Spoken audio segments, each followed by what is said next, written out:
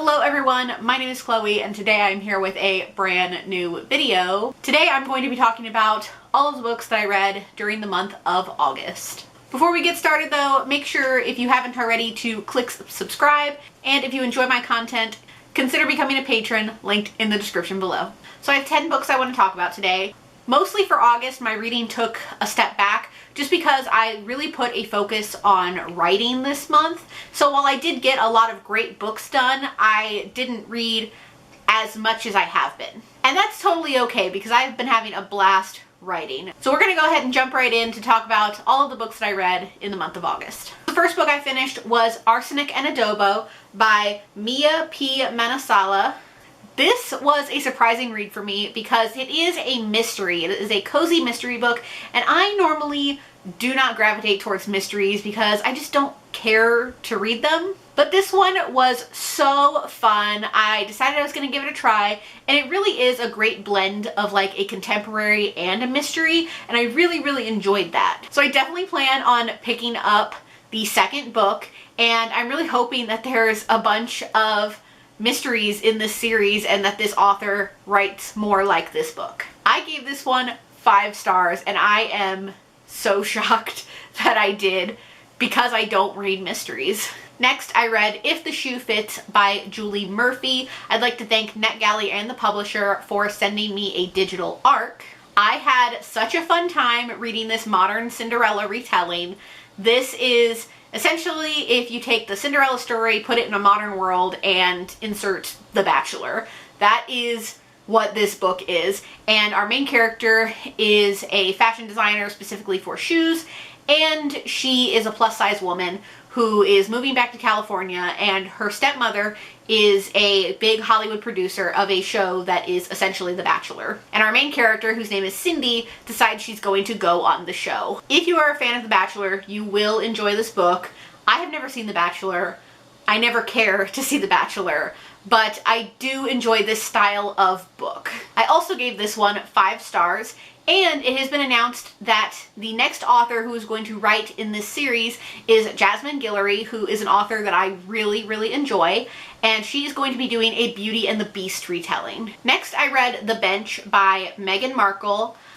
This is a children's book that Meghan Markle wrote and published earlier this year. This was just something I wanted to like do a quick flip through because I was intrigued. And it was a cute children's story. I don't have that much to say about it, but it was cute. Next, I read The Two Lives of Lydia Bird by Josie Silver. Josie Silver wrote a book that I really enjoy called One Day in December, and this is her second book that I didn't really have an interest in picking up, but I decided I would, like randomly on a whim, and I enjoyed it. A lot of people don't know that this book is about grief. They think it is another romance book like her previous one. Which I think is why it doesn't have great ratings, but I went in knowing that it was about grief, and that really helped, and I enjoyed it. I gave it 4 stars. It was surprisingly long though, because there is, I don't want to say a dual timeline, but there is a dual, there's like awake and asleep. Hopefully that makes sense. But if you go in expecting a romance, don't, because this one is not a romance. It has romantic elements, but that's about it. So the next book that I read, I actually own. Everything else has been library books so far, and that was Evil Thing by Serena Valentino. This is the 7th book in the Villains series, and the thing about Serena Valentino and her Villains series is that she has built her own world, and there's connections between so many characters, and I was really looking forward to seeing how Cruella fit into that world. And while this book is good and the story is good, it didn't fit into the world the way I expected, so I'm not really sure how this fits with the rest of the characters. So I'm hoping that the next book, the 8th one, will answer those questions for me, and maybe we'll get more of an idea of how Cruella fits into that. Regardless, it was still a good story, and I gave it 4 stars. Next, I read Perfect on Paper by Sophie Gonzalez. This was recommended to me by my friend Desiree from Libri Labra, and she thought that I would really enjoy this book. I'm not going to say that I didn't like it because that's not true. I really enjoyed it, but I don't think I enjoyed it to the level that she thought I was going to.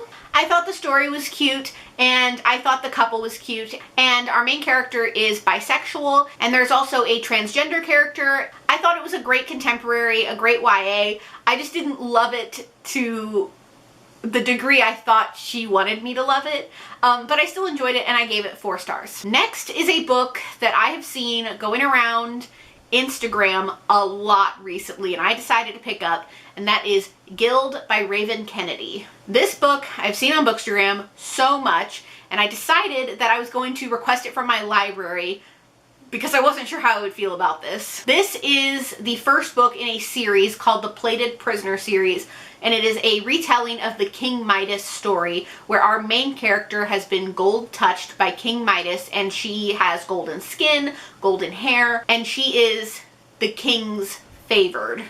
Let me start off by saying this book has very mature content and it has trigger warnings for rape.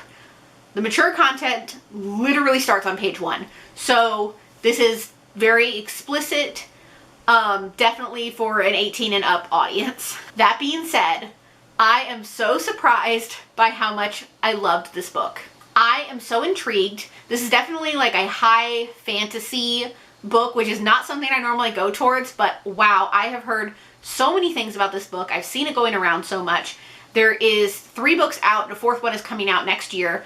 I am desperately trying to get my hands on the 2nd book because wow, I have to know what happens after that ending. I gave it 4 stars. If this is something you are on the fence about because you've seen it around so much, definitely go ahead and give it a try. It was so interesting and I really liked it.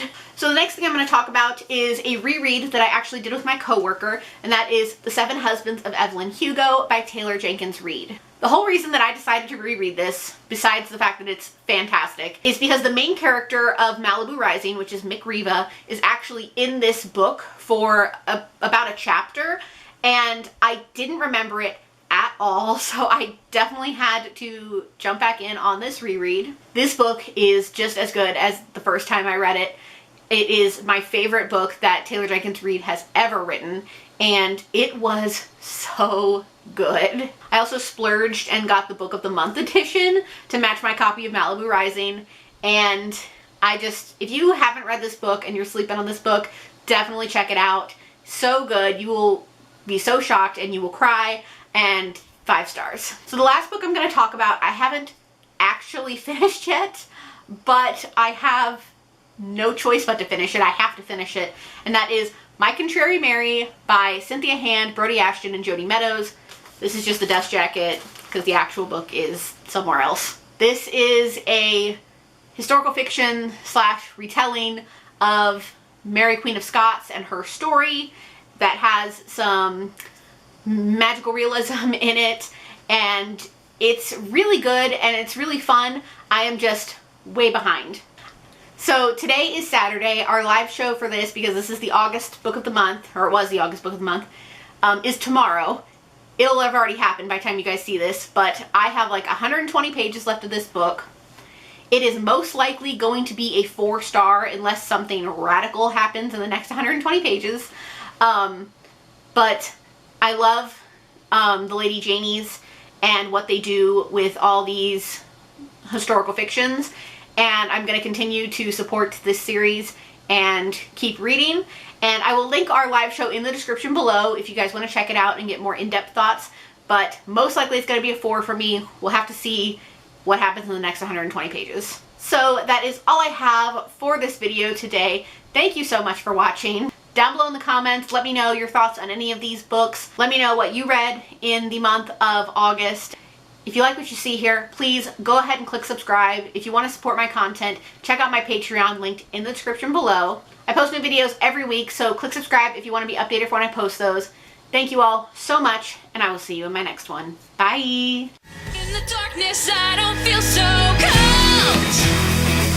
The ashes fall like rain, and somehow we're okay. A story drifts between shadows and smoke.